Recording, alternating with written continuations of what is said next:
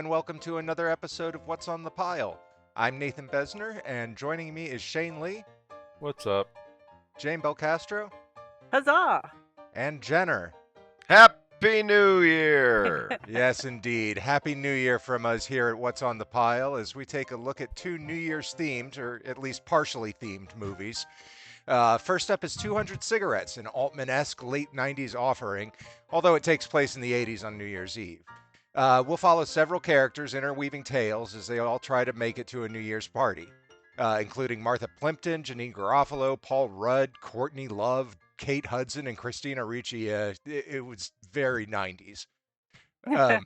Following that, we have an adaptation of a Nick Hornby book in A Long Way Down, the story of four people with suicidal ideation coming together at the same spot to kill themselves on New Year's Eve, only to form a bond and a self-help group of sorts. Starring Pierce Brosnan, Imogen Poots, Aaron Paul, and Toni Collette. But first up, 200 Cigarettes. I thought this was on my pile, but it turns out I totally pulled a you, Jane. Uh-oh. I have definitely seen this movie. I remembered all of it as I watched it. Finally. Yeah, I love this movie. We occasionally throw a movie on each other's piles, and I was like, y'all need to see this. It's the best New Year's movie ever. Hudsucker Proxy. All right, that's my second favorite, and then I still like Strange Days. Trading so. Places.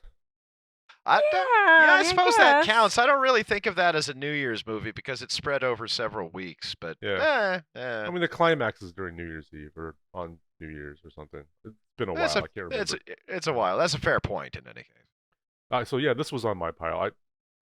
I remember this movie being on my Netflix disc queue back in the day, and I just never got around to it. So. Been a minute. Yep. No, I saw this because Jane made me.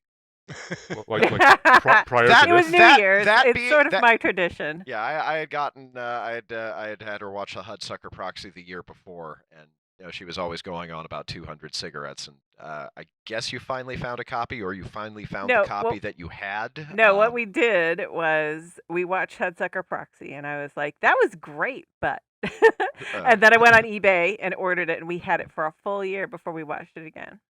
Or before we watched it. I did really like this movie. Actually, I thought it was a lot of fun. Some of the plot lines are definitely stronger than others. Some of the plot lines definitely, make sense. Or I got the feeling there was a lot of this that ended up on the cutting room floor just to keep it at a manageable release time. MTV Productions is not in the habit of releasing movies this long in the first place, much less movies longer than this. Certainly wasn't at the time this was released, which I guess was 1999. But no, it's I mean the cast is absolutely freaking stacked. I mean, both Afflecks, the most amusingly dorky Ben Affleck I think has ever been in a movie, with the possible exception of some of the scenes in Daredevil. Sorry, couldn't resist. Dave Chappelle as the cabbie, making a major impression around the same time. I guess this was a little bit after Con Air, but before he really kind of reached the the sort of the Chappelle show status that he had later on. And I also noticed that he remains consistent in that he made a trans joke. Yeah, that's Yeah. Well, yeah, well, The opening scene, maybe it made sense at the time, but seeing Paul Rudd, Courtney Love, and Dave Chappelle in a scene together, I was like, holy shit, how did this happen? Nowadays that would make no sense whatsoever, but I guess in 1999 that's something that could happen. And of course, Paul Rudd, given certain variations in hairstyle, otherwise looking remarkably similar to his continued present appearance. The sexiest man alive, as of this recording. Immortal charm demon. I did like his sideburns. Those were serious. Yeah. They were Those- serious. But those the actually- thing I liked about it with Paul Rudd is that we're not used to seeing him being some, dramatic douche canoe. And at least not anything I can think of. Have you seen the Duncan Jones film Mute, an Amazon original? He plays a flat-out No. villain in that. Yeah, you actually saw that. Sweet! You saw that No, with me. I did? No. Yeah. You remember that's the one that's a sort of follow up to Moon that had the one sequence with Oh. with a courtroom full of Sam Rockwells. Yeah. Oh yeah. Giant mustache Okay. on Paul Rudd in that one. Okay, Yeah. I'm gonna have to watch it again. That was an interesting movie, but I didn't know there was a sequel to Moon. It wasn't a sequel. No, it's just by Duncan Jones. no, it's okay. it's another movie in the same universe. It's Yes. not a Okay. direct sequel, but they do I- make reference to the events. Of I Moon, wasn't crazy about that one. I think it stars Alexander Skarsgård. but Skarsgård, yeah. Skarsgård. I always get this. So he's the son of Stellan Skarsgård. Oh, I remember that movie. Yeah, Yeah. that's on my Yeah, pile. it was one of the early-ish Netflix originals. Yeah. But Yeah, it was a little while back, but Yeah. no. The point is, Rudd. That's Mute was absolutely the douchiest that Rudd has ever been. But at least certainly that I've seen. But in this, he's kind of navel gazing. He's not actually a bad guy. Yeah, well, he's not bad, but yeah, I guess we'll go with navel gazing. I just kind of was like, he just had some sort of what he thought a woman should be to him. I guess is that does that He's- make sense? I don't know. Yeah, he's all up his own thing. Yeah. But at the same time, great chemistry with Courtney Love, proving once again that that Courtney Love is a fine actress. I'll put it that way. Yeah, she was good in this. She was good in the Larry Flint movie. She's a fine actress. Yeah. Yes, fine. No Yeah. further comment on that subject. Oh, by the way, sorry, Jane. I was not crazy about this movie actually. That's But okay. we could talk about it. Yeah. Well, I mean, so we joked about doing that movie New Year's. I don't know if we really even joked about it, but the Gary Marshall movie New Year's Eve and all those holiday I think movies, I just- slap that down every Yeah. time we mention it because I just straight up don't want to watch that right. movie. But like this is basically the hipster version of that. I don't know if this is that much better. It's maybe less saccharine and I don't know that. I was not super into this. I kind of couldn't follow who all the different characters were. Other than the faces I recognized, a lot of the characters for me just kind of fell flat. And have to admit, the faces you recognized is most of the people in the movie. Yeah. I mean, there's a few subplots with characters I didn't know, or with actors I didn't know. I'm trying to remember the ones who were with the British guy, those two girls. I didn't know who they were. Eh, I don't know. There's a handful. Or is he British or Irish or something? I've Irish. got it. Irish, He was Irish. Scott. Scottish. I thought he was Irish. It was probably Ah. Scottish. Because I always make that Anyways. mistake. I The thought guy- he said he was Irish, but I yeah, the don't guy- remember that. The guy who's bad at sex, anyway. Yeah, Yeah. that's his main Well, characteristic. I don't know. I mean, one of those girls was was Angela Featherstone, who is probably my favorite actress nobody ever talks about. Just really terrific and absolutely gorgeous actress. Appeared in not nearly enough material. I suppose probably her biggest role was as the sidekick of Robert Pastorelli's character in the American version of Cracker, which itself is fearsomely underrated. But wonderful actress, never really had the career that she should have. Unbelievably gorgeous. May have suffered earlier in her career from being the lead in Full Moon Pictures' Dark Angel: The Ascent. But even then, she was rather good in it.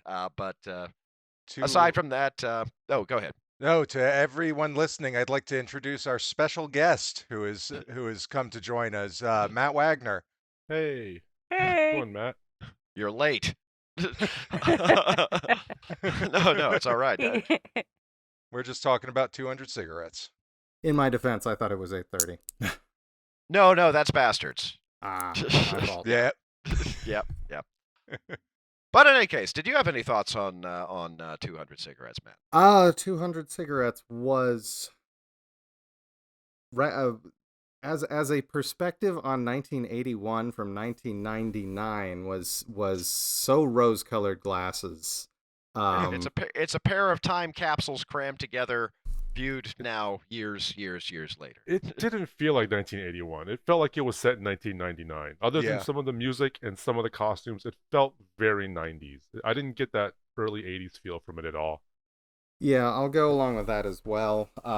As a matter of fact, I kept sort of doing a double take anytime there was any reference to the actual year it was supposed to be taking place in. I feel like the music was selected in such a way that if you were to go to all the parties that just happened to play all of the songs which were released in 1981 but became incredibly popular shortly thereafter. So that it's like So a lot of Blondie. Yeah, a lot of Blondie. Granted, I frickin' love Blondie, so that worked. And Grace Jones. Yeah, a bit of Grace Mhm. Jones. Yep, yep.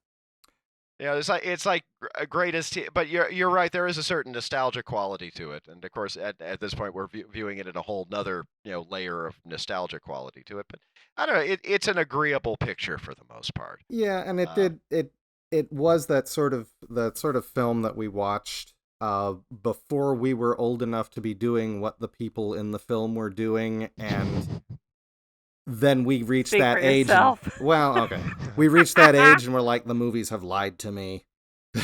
Man, I wish I could go out and party. Yeah. Yeah, I think the hardest I ever partied on New Year's Eve was with Nate, and we went to a bar, and that was pretty much it.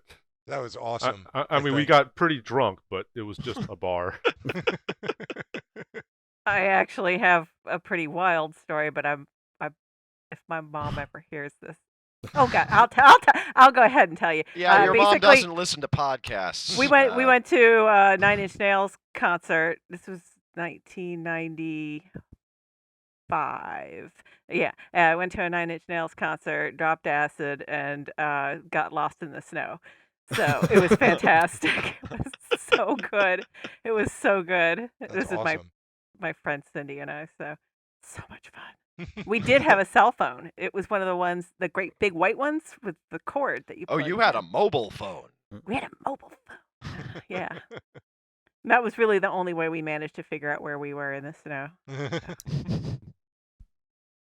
New Year's of 1999 or 2000, I somehow ended up at the party of a friend in which a blind man was shooting off fireworks. But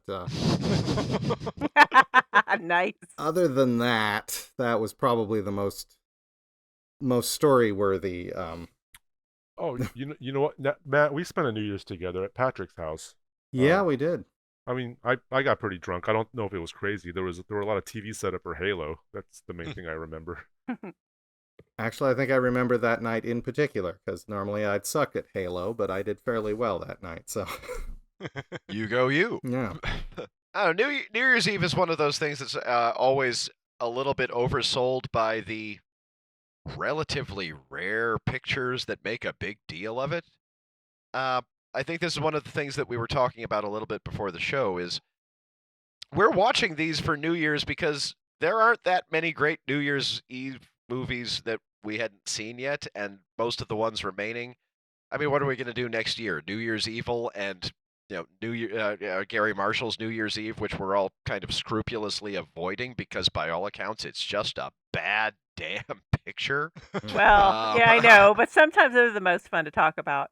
True. But I will say that I actually love this movie, not just because of the insane cast and the nostalgia. I definitely have that nostalgia bubble, but I like that whole, everybody's desperately trying to have fun, trying to find some sort of meaning, and they're working so hard at it. They, as Dave Chappelle says, if you just relax, maybe you'd actually have a good time.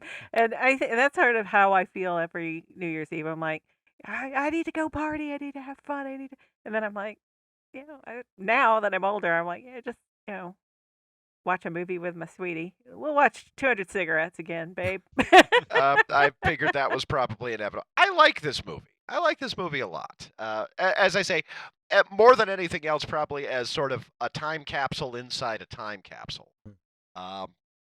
Yeah. Like I say, 1999 was an interesting time in my life. It was a fascinating year for movies just in general. I find it really peculiar that this movie apparently was released in February. That is a strange time to release, well, any movie, but particularly a movie about New Year's, so I'm guessing that it got shunted into a dump spot from a little bit before. Yeah, I mean, February used to be a dump spot before they started releasing blockbusters in February, so that totally tracks. Yeah. Yeah, I mean, I don't want to give the wrong impression. I really did enjoy this movie quite a lot. It's just sort of the idealized nostalgia factor caught me a little bit off guard. I was quite ready for it to be such a remarkable idealization of wandering around the back streets of New York in 1981, which I think we all realized would be a pretty dangerous proposition at that time. Yeah, that was Avenue about... B. Great fun little subplot with Gabby Hoffman and Christina Ricci as the Jerseyest of all Jersey girls. Long Island. Ron Long Island. Ron Long Island, that's Kokomo. right. Ron Island. Kokomo. Long Island. Picked up the Long Island pronunciation from Night Court back in the day and have yet to yield it. I always like seeing Martha Plimpton. I'm a fan of hers ever since the Goonies, and every time I see her, I think back on the Goonies because she was one of my favorite characters in the Goonies. She was like the cool lady who isn't fawning over the guy, but is still kind of in on the adventure, but is also really super sarcastic. And she's carried that that feeling for a long time for me. That slight edge that she has. I mean, I think she plays a similar character in Parenthood when she gets impregnated by Keanu Reeves. I think that's the character she plays, right? She also has I believe so. That sort of sarcastic, like sort of mean but not really kind of edge to her that Nate's talking about. I think she gets maybe the worst deal in this movie. Yeah. No, she got the photographs. She got the photograph, but she didn't get the memory. Yeah. And I just love that, Elvis Costello actually showed up. Yeah. He showed up. That was so great. And her dress was wonderful. I know it was actually a retro dress, probably from, vintage from the 50s, but I loved it. It was so pretty. Anyway, sorry. These are the things that I key on. Realistically, Love, you get to talk about this movie all you want. I think our contributions are going to be maybe a little bit on the limited side. Yeah, I mean, when Elvis Costello showed up very briefly, I was like, "Is that it?" It would have been funny if that was it. I mean, that's all he really shows up for. But then he's in the movie, a little bit more later. But I thought it would have been funny because he just shows up and no one ever comments on it. Well, considering the experience that he had in Alex Cox's bizarro Western Straight to Hell, I can imagine him not being terribly comfortable with throwing a lot of kind of screen time in. It's like, no, if I'm going to appear in a movie again, it's going to be a cameo, damn it. Can you elaborate on that a little? I can imagine working with Alex Cox is a little bit of a being caught in a windstorm. Yeah, well, Cox is fascinating in his own right. Cox, for those who are not, who don't have their IMDb's handy, of course, directed Sid and Nancy and Repo Man and a lot of stuff Jane loves. A lot of stuff Jane loves. But after Sid and Nancy, he ended up making a movie called Straight to Hell, which was a Western starring, amongst others, Alex Cox and the Pogues. It was such an abject disaster, not least by having been compromised a little bit by some, I don't even remember who distributed it, but some distributor interference in the cut of the film, to the point where a couple of decades later, Cox himself released a director's cut called Straight to Hell Revisited. They stopped releasing Alex Cox movies in theaters in the United States after that. Now, I'm actually on record as finding late-era Alex Cox movies, stuff like Death in the Compass and Revenger's Tragedy, more interesting than I find the stuff that actually did get theatrically released for the most part, or at least as interesting as the stuff that got theatrically released. I still haven't seen Straight to Hell, but my impression was Costello particularly had a very bad time. But yeah, we should do an early versus late Alex Cox week one of these days I'd as be well. up for that. I'd love to revisit Alex Cox because I love yeah. Repo Man so much. Me too. Oh my gosh! I mean, the soundtrack. Well, Yeah. And I know it just shaped my life. And I know I've shown at least a couple of you Death in the Compass, but I'm pretty sure none of you have seen Revenger's Tragedy, and that's one that is definitely worth talking about if we can find a source for it that we can share. I have a copy Never of even heard of Repo it. Chick. But Yeah, Repo Chick is interesting, and I liked Uh, Repo Chick. I probably saw it, don't remember it. I mean, it had a budget of about $75, but I don't know. It basically was what the movie Alex Cox got to make after he ended up having a settlement with Universal over them making a movie called Repo Men that was completely unrelated to Repo Man. The other one I really need to see is Bill the Galactic Hero, which is an adaptation of a Harry Harrison novel that was done as a student project by his film students at, I forget which college he taught at, but the fact that it's a major cult SF literary adaptation that was done completely as a student film, but with a famous director, that's interesting. Do we have any other comments, particularly to talk about 200 Cigarettes? Yeah, I was just about to bring that up. Yeah. This is one of those episodes where the divergences are probably going to be the meat of the material, I think. I was disappointed that it wasn't more Janine Garofalo because I love her. Oh yeah, I she's love always her. great. But the moment she was on there was really, really good. So, I liked that. I don't know how I felt about the Jay Moore, Kate Hudson That was storyline. actually the one I was just thinking about because that felt really contrived. That's the bit that's most kind of traditionally rom-commy, I think. There's the girl who's always a klutz about everything, and there's the guy who people just can't stop falling in love with the first time that they meet. That's everything else feels like stuff that could actually happen. That feels like something somebody wrote, if that makes any sense. Yeah. It was still funny. It's kind of funny. I mean, props. There was some serious, slap pratfalls and stuff. I liked Kate Hudson. I liked Kate Me Hudson. too. Kate Hudson was absolutely game. This was, you have to remember, before Almost Famous, which is, the point where she really hit big. But at the same time, it's a very pretty girl with a very famous mom and dog shit on her dress. That's that takes someone who came to get shit. That's an actress who came to take shit down. There were a lot of douchebags in this movie. Yeah, there really were. Yeah. There were some people who I think would be judged as fairly irredeemable these days. That guy in particular, but and there's in some respects, I mean, the storylines are a little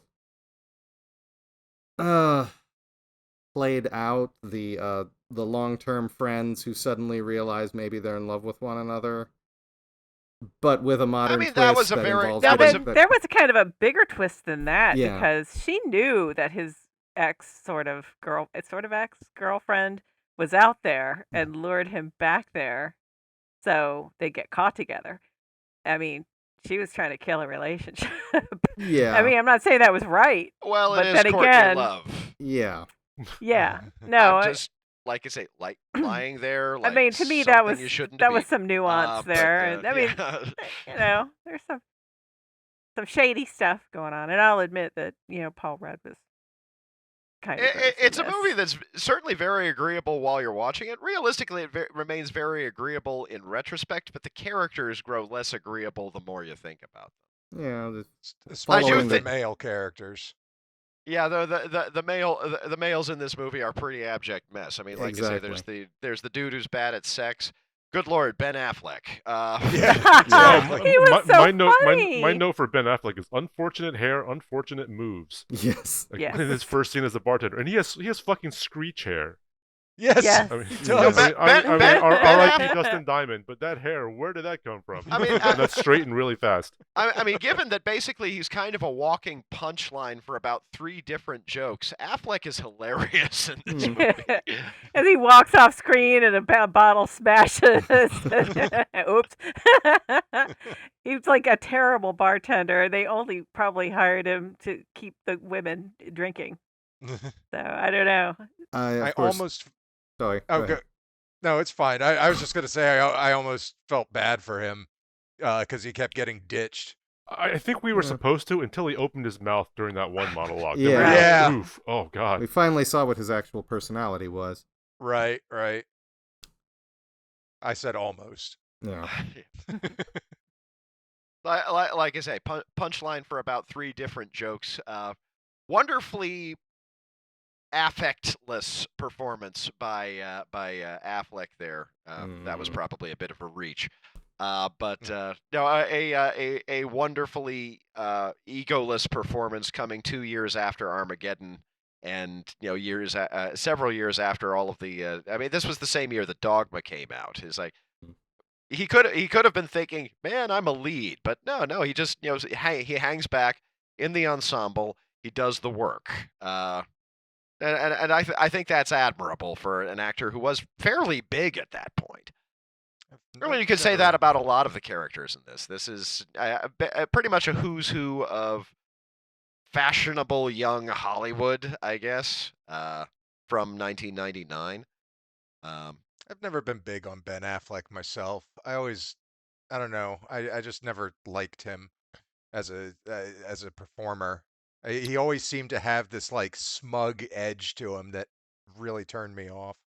I mean, sometimes that works and sometimes it doesn't. I find that I generally like him for what that's worth. I like him as a director, except for his latest. I didn't like Live by Night. That was terrible. But is what do you mean? 3 movies before that? I think we're all solid. Or maybe it was 2. Nope. The Town, Argo, and Town was Gone, Baby, good. Gone. Argo was pretty terrific. Gone Baby Gone was a terrific movie. I never ever ever want to see again. But it's no fault of anybody in it. It's just except it's Dennis Lehane's fault. That's what it is. He's a terrible writer. Yeah, like I say, if you're gonna make Dennis Lehane tolerable, you need Martin Scorsese. And even then, I didn't like it on first viewing. It took until second viewing for me to really appreciate Shutter Island. But realistically, if it's Dennis Lehane, bad things are going to happen to children in Boston. That's what you go for. Yeah, I mean, Live by Night was fucking awful, and that was pretty much undistilled Dennis Lehane. Ooh. Yeah. I don't know. I got a copy for $1 from the Dollar Tree. I haven't had a chance to see it yet. I'm sure I'll get around to it, but we'll see if it stays in the the chronological order or ends up on the pile in the hallway. So the movie this kind of reminds me of to some degree, and this could be just me, and this could be my bad memory playing up, but for some reason I got a Swingers vibe off of this, and maybe it's just the concentration on dialogue and the wandering of people through the nightlife of the city as the only real connections that you can draw there, or if it's something in the attitude of it. I know it's completely different beasts here, but for some reason throughout this film I kept flashing back to moments of Swingers. Anybody else have that, or was I alone? I did not have that. I mean, granted, it has been an incredibly long time since I saw Swingers. I could absolutely see Vince Vaughn's character from Swingers as some in this movie. I'm not sure about Favreau. I mean, it's a similar era, so maybe. Yeah, I mean, it was 96. Yeah. Yeah, no, it's the. I suppose you could probably cram that into this if you really had to. I mean, it's completely different. He feels what he feels. Night Live. No, I mean, I absolutely respect the general impression. There's lots of instances where I've had the music from 8-Bit Christmas reminding me of V&V Nation's Dark Angel. Jane gave me a lot of shit about that, but I stand by it. So. All right. Well, does anybody have any final thoughts on 200 Cigarettes? If you're looking for something to watch on New Year's, this is not the worst thing you can pick. Oh, yeah. I mean... Honestly, I love it, but that's me. No, I quite like this movie. It's nothing terribly profound, but it's very agreeable. And as I say, it's sort of interesting as, I know I said it like 3 times already, but a time capsule inside a time capsule. Basically from, my late youth, looking back on my on the era of my childhood in ways that that I would have participated in neither. But I don't know. It's an agreeable picture. It's I thought it was a fair bit of fun. Individual mileage will vary. Sounds about right. All right. Well, okay. On that, why don't we go ahead and take our break? We will be right back.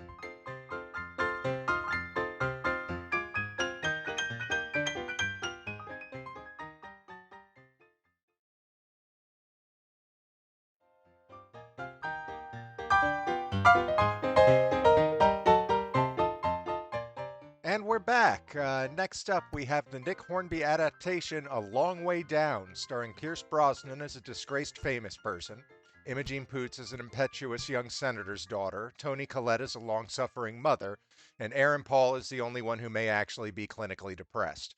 These four people meet each other on the roof of the building they're trying to jump off of, instead forming a bond and helping each other move through their issues. It's all very sweet. I'd never heard of this film, and we only picked it because we picked it randomly off a New Year's list, a list of movies that had New Year's in them, and we were having trouble finding exactly what to do. We says to ourselves, it's a Nick Hornby adaptation. Those are usually good, right? Well, I knew it was. I mean, I had heard it was very bad. That's why that's why no one had heard of it. I knew it was from a Nick Hornby book that also wasn't well received, but I just kind of went along with it. I actually, when I was pulling this movie on Amazon, one of the first things that came up was the Ewan McGregor series, A Long Way Down. I was like, I kind of wish I was watching that instead. Yeah. I believe that's the South America season. But anyways, I think you may have had more to say there, Nate.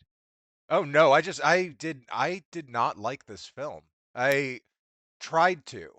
I did try to like it, but I did not like it in the end. And a lot of it has to do with their kind of saccharine interpretation of mental health.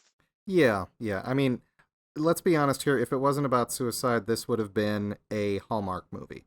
Yeah, this is This is an attempt, and I kept saying it when we were watching it last night. This is an attempt to make a feel-good movie about feeling bad, like really, really bad. Except, I mean, Nate pointed it out. Only one of them actually might be clinically depressed.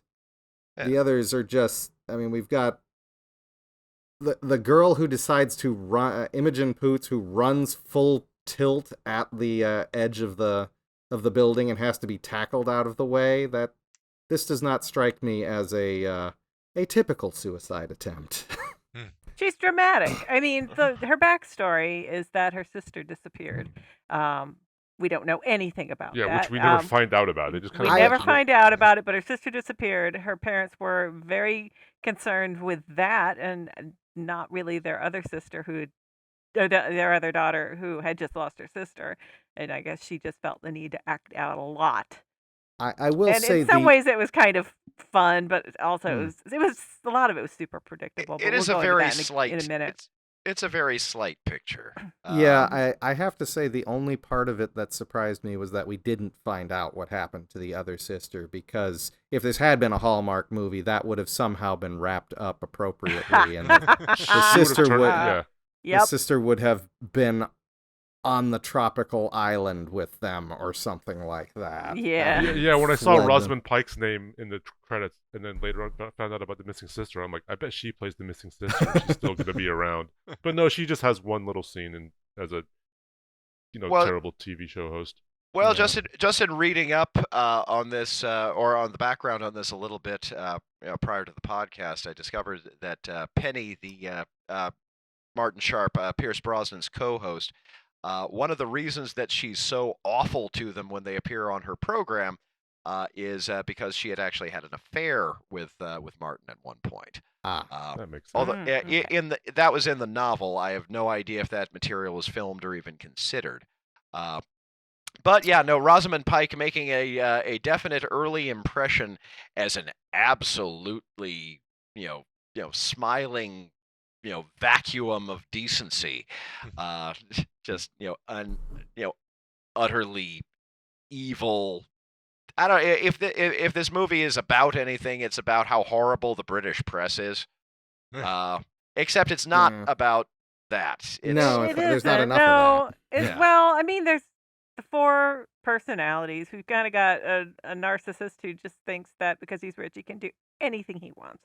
Mm-hmm. We've got a woman who is looking after her, I guess, son. Her son looked like, I think, CP, maybe? Cerebral palsy.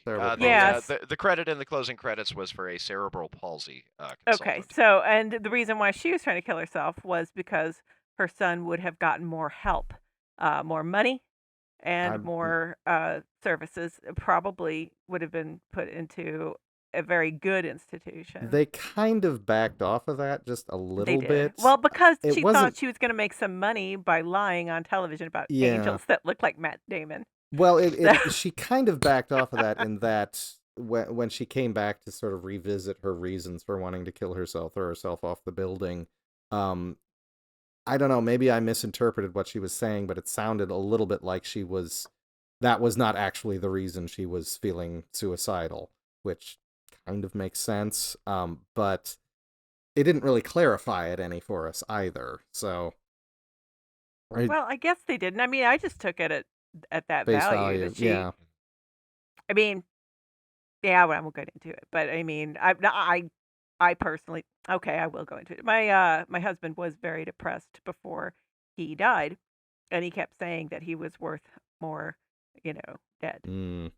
Uh, so to me and my son, and I was like, this is not a good way to live, man. No, that's not a good way to think, and Mm-mm. it's. I mean, I claim no special insight on these matters, but it strikes me more as a reason for feeling the way you feel anyway. You're trying to Yeah. reason your way into your depression and justifying it rather than actually addressing it, and Yeah. that's much of the problem.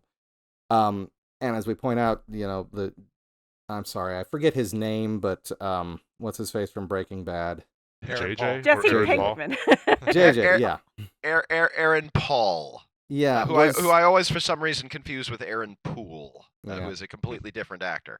He was the most interesting to me because we don't really get his reason for being suicidal. It is either just that he's a failed artist, or he's the one who's clinically depressed.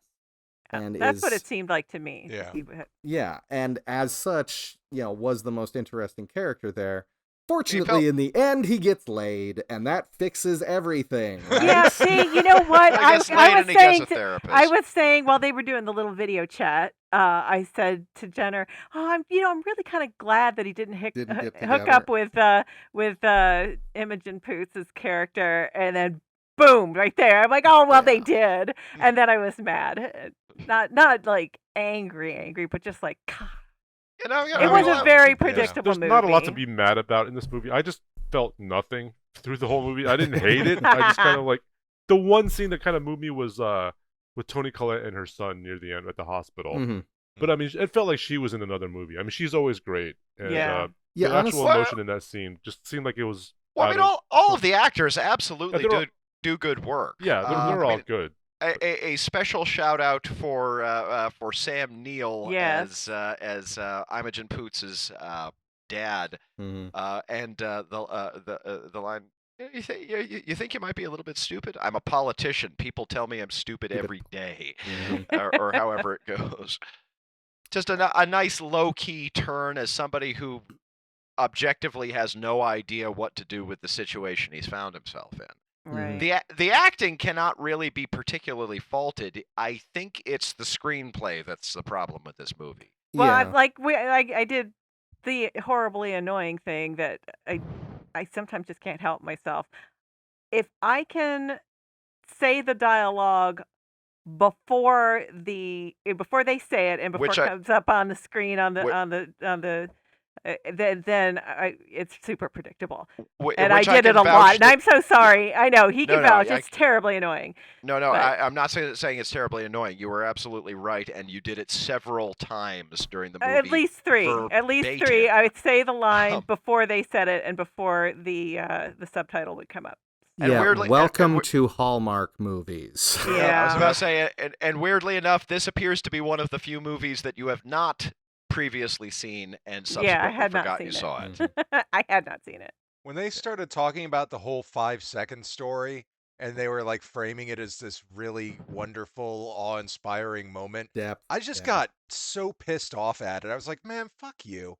5-second story? What? When he falls off of the bridge, when he jumps off the bridge, and the only thing he can't undo is what he just did. Oh, yeah. Oh. Such a gross oversimplification of mental health, and it just drives everything down into a single platitude, and that is unforgivable to me. I found this movie kind of gross. I thought it was kind of trying to make money off of mental health issues that they didn't understand in any way whatsoever. I'm not so sure this movie made money. Oh, Yeah. I think, No, I no, think it it- flopped. it- We never heard. Most people have never heard of this movie. It just kind of came and went. Yeah, it's on the Yeah. Roku channel. Yeah, and this was Yeah. after. This was like right after Breaking Bad too. So and I have And- to freely allow it was a real mistake to watch this on the Roku channel because the spacing between the commercial breaks grew shorter and shorter With as longer, watching with it. more breaks. I mean, with more commercials. Like, it started out like you got through about 10, 15 minutes before a single commercial break, just one, and then one ad, and then a little bit later, one more, a little bit later, now there's two, Yeah, for And the you know- last. and then almost like 5 minutes later, there are three. They're For the still here. last- Keep showing some more ads. for the Mhm. last third of the movie because I guess they figure we're invested by that point, and Yeah. credit where credit is due. Damn them, we are. Mhm.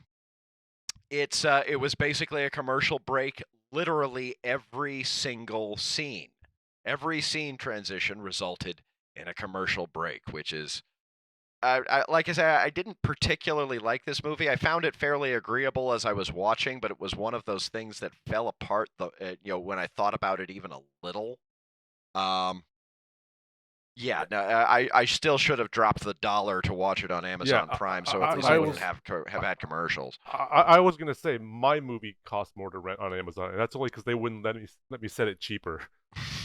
99 cents is the cheapest I've ever seen a movie for rent on Amazon, so that should Yeah. tell you something about how this movie did.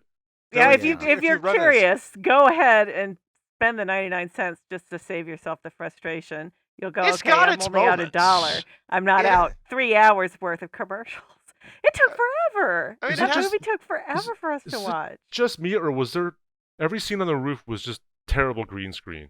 Yes. Was Did I it? see that wrong? No. Oh. Or I did saw anyone else that, detect too. that? It just looked I didn't weird. thought it, but- For my part, I thought it was pretty good green screen. I didn't notice it. But what I did notice is that gorgeous place that they went. Oh my gosh, that tropical vacation that they took. the Mamma Mia Island. Is that it? I want to No, go there. but I felt want to like go wherever that is. I hate Tenerife. beaches. yeah. Mallorca. Yeah, I hate beaches. I hate sunshine. But that place looked amazing. I would, that bucket list for sure. I'm sure all the actors were very appreciative for the scene. Mm-hmm. Mhm. Yeah. I wonder Like- if that wasn't like part of their, incentive to get I on figure- board with this really kind of shitty script. Yeah. Figure Pierce Brosnan. Like, really? Figure Aaron Paul saying, well, it's a bad movie, but it's a good vacation. Or maybe they thought, hey, Nick Hornby, he wrote High Fidelity. That's a great movie.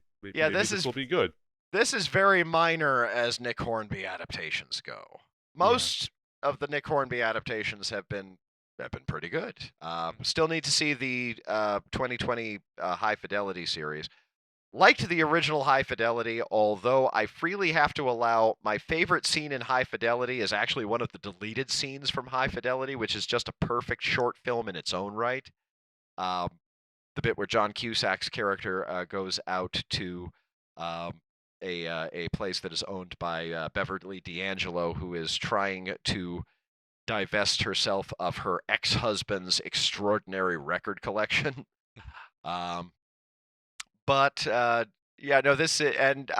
saw About a Boy. It did not strike with me the way that it did. That it seems to have hit a lot of people. I don't know. Yeah, it's most of his stuff is fine. This has got problems, and I've given to understand that the novel had less problems, but it still had problems as well.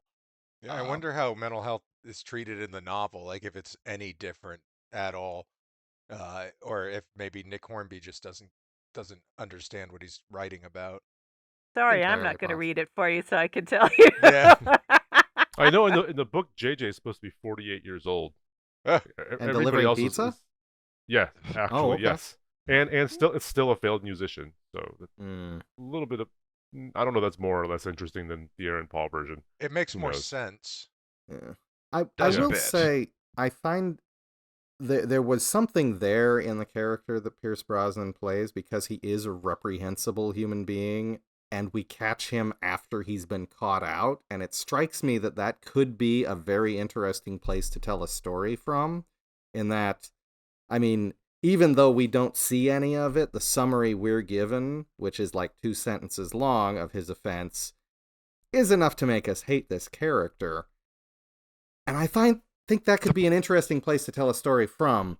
They didn't tell an interesting story from that place. Yeah, They did, and he was just not apologetic at all. No, well, He was like, "Oh darn, I've lost my fame. I can't get into restaurants easily anymore." well, it's more like it's more like his character wouldn't be apologetic. His character No, is that's it's a fine. morning They host. There's nothing he can do. It's They didn't lean into it enough, and Yeah. Brosnan. They should have gone one way or another. it should have done You'd something. be really sorry or not. Like I don't know. But No, I you're was right. from the I start think- when they introduced his character, I was actually very interested at that point. I'm like, what are they going to do with this? And it turns out they didn't do anything. So Mhm. Yeah, I think amongst other things, Brosnan was kind of resisting leaning into the sleazoidness to the point Mhm. where he's completely likable, even for all of his whole fame thing. Aside from they keep circling back to oh yeah, he fucked a 15-year-old. Mhm.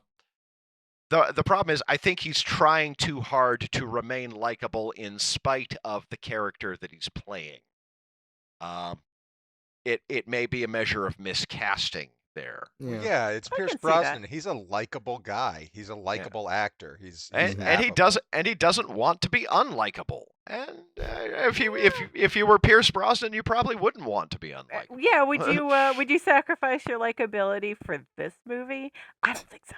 Yeah. I don't think he sacrificed. No. He didn't sacrifice didn't. anything. No, if he nobody didn't. saw the movie, I'm saying, would you?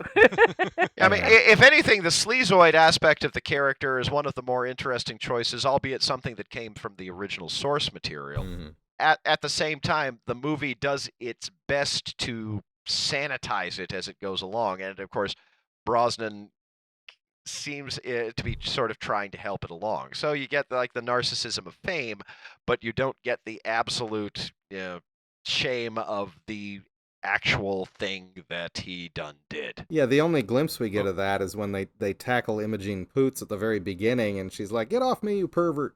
Oh, you are a pervert, like certified. Well, I mean, granted, the scene on Rosamund Pike's TV show Yeah. is horrible.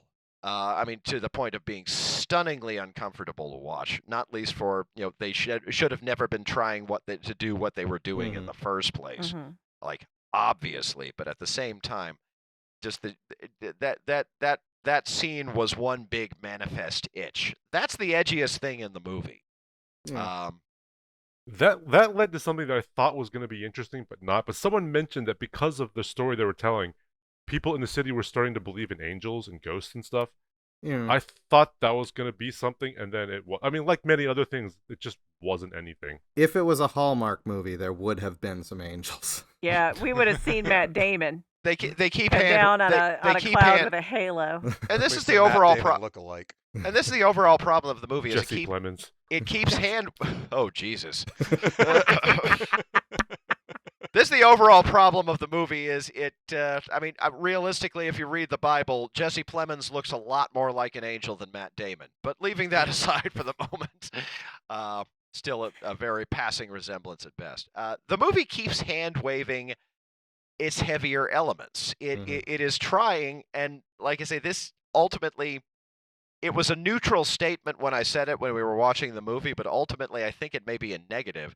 It is trying way too hard to be a feel-good movie about suicidal tendencies because we never really believe in any of these characters' suicidal tendencies as ferociously as they perform them. Well, that's just it. They weren't. I mean, each character had a different reason for being up there. Only one of them was actual suicide. I mean, only one of them is actually. I mean, like I say, props to Aaron Paul for a really good performance that is really in a really underwritten role in this movie. I mean, at the he end, was great. At the end, he basically turns back into a plot device. Yeah.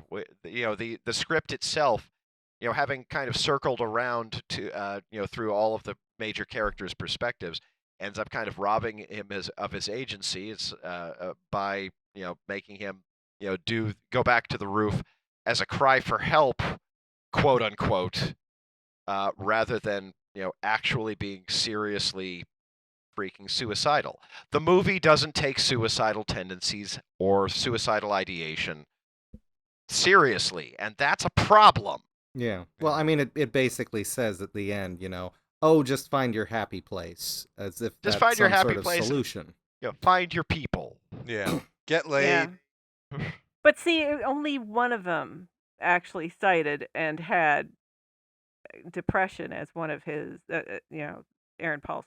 Yeah, I mean, the others were the rest of suicidal them had ideation.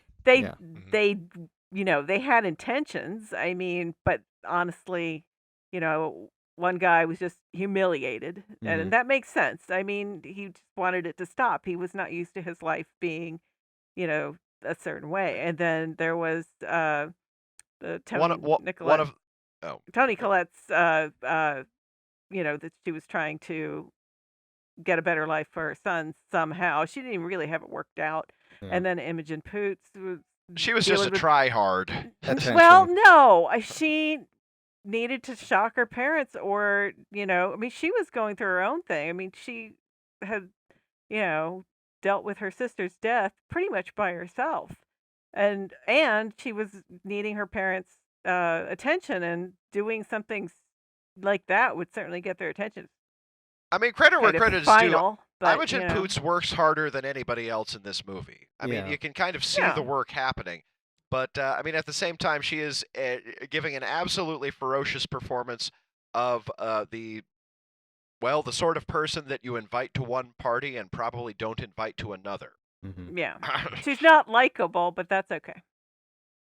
She's She understandable. really felt like she was in a different movie in parts. I mean, Mhm. she's the In Honest- her case, more than any other, more than any of the rest of them, the suicidal. Well, okay, maybe in Tony Collette's, but in a completely different way. The suicidal tendency was absolutely a passing fancy. Yeah. Yeah, I mean, because she was all like, "I'm gonna go make breakfast for Maddie." well, And that was it. yeah, I mean, Imogen Poots in the end turns into the Her. magical pixie dream girl. That's Yeah. what I was thinking too. Yeah. Yeah. So, She's crazy, and it's adorable. Isn't it adorable? Yes. BBC tells you that it's adorable. yeah. She was the one I thought needed the most therapy. She'd do well with therapy. Yeah, she did. Yeah. No, I can see that. I mean, it It says she became therapy for JJ.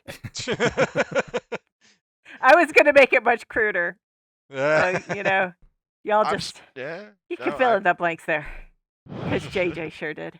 Okay. Sorry, yeah, guys. the movie's a weak sauce. Yeah.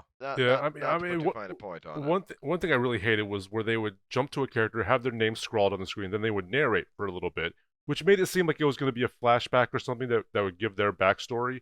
And then it just wasn't. It was just in the present day, and they're just narrating for a couple minutes. My impression is I had that's the a same device. thing. My impression Yeah, I is think that's a device carried over from the novel, but the Yeah. novel actually followed through. I was gonna assume the novel has like the POV chapters, like Game of Thrones style, where this chapter is about JJ from his point of view or whatever, and they're just that was just their way of adapting it, which didn't work at all and was kind of confusing and just annoying.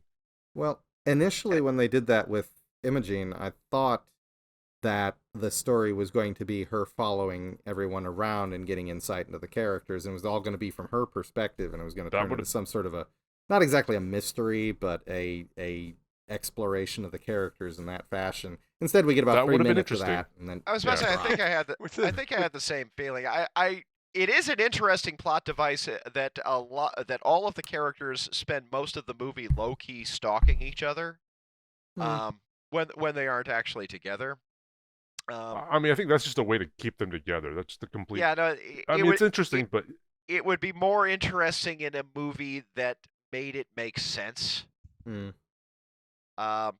There are lots of interesting elements of this movie that could have lent themselves to some really interesting narratives. Like the way that you just put that a moment ago almost makes me like the idea of an ensemble film that is viewed from the standpoint of some other character who is stalking all of them.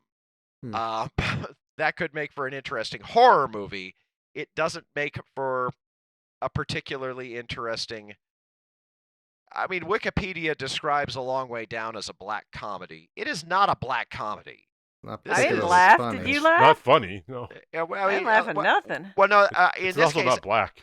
well, no. That exactly. Mhm. The issue I'm taking with here is not. I mean, basically, it's a film that's attempting to be a dark comedy, but it is shot and scripted and edited like a romantic comedy. It isn't, but it's made like one. And I mean, up to and including the rather tinkly score from Dario Marianelli, who it's a perfectly fine score, but it is absolutely tonally off for what this movie probably should have been. Then again, realistically, the movie itself is tonally off from what it should have been. I think the director was a rom-com director, but I don't remember where from. I think Hallmark maybe. Channel. Yeah. No, I think maybe French. Oh, okay. Actually, that balances some stuff. Yeah, no, French, I believe. Yes, he is I, French. I do not know any of this person's other work. Assistant Pascal- director on Fifth Element and Leon Pascal the Professional. Chaumet. Mhm.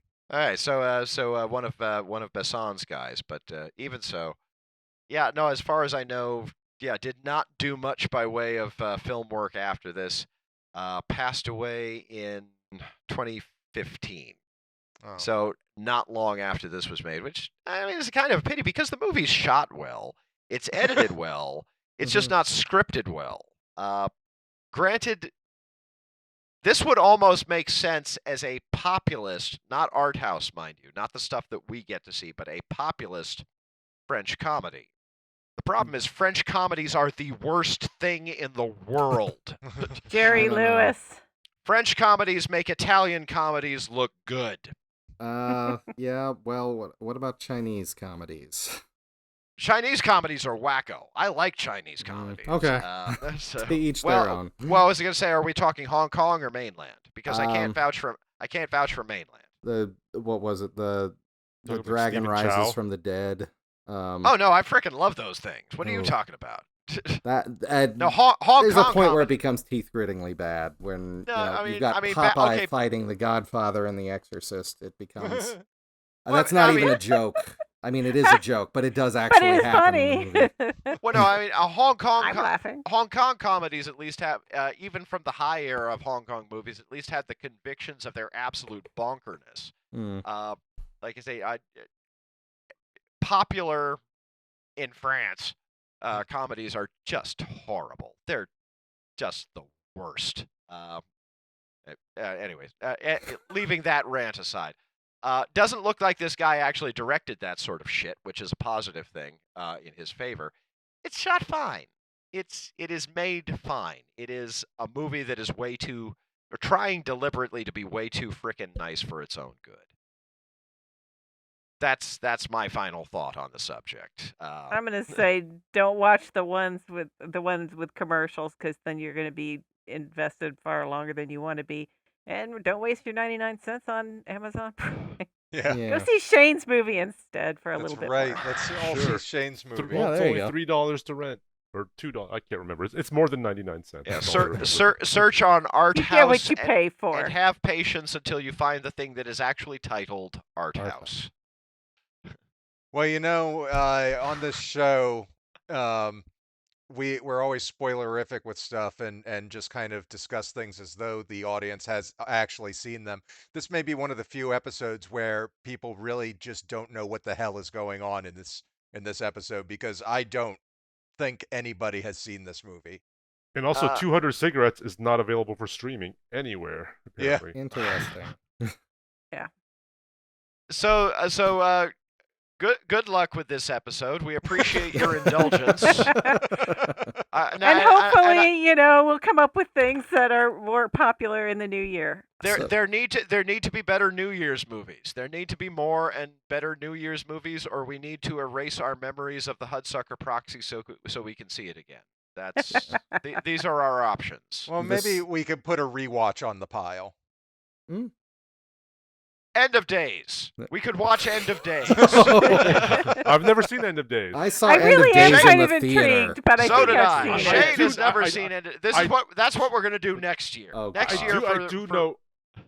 I do know that Dwayne Johnson's character in Southland Tales is named after Schwarzenegger's character from End of Days. That is Jericho correct. Kane.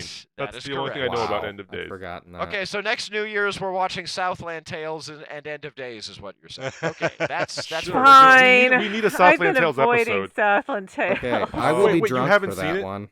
Yes. I think we all That was will it. be. That was pretty much implicit. But Yeah. that's a movie we need to talk about. That's all I'm saying. Boy. And it also needs to be longer than an hour. Now. I don't think Yeah. you can't cover Southland Tales in an hour. No, No. that's going to be a project in its own right. But, Well, I guess we could just do it as a one episode show. Well, no, Just the Southland Tales. Well, no, show. we can spend like 45 minutes on Southland Tales and then like 15 on End of Days because it's really not terribly consequential. No. But it is set around New Year's, so It fits the criteria. As these movies did.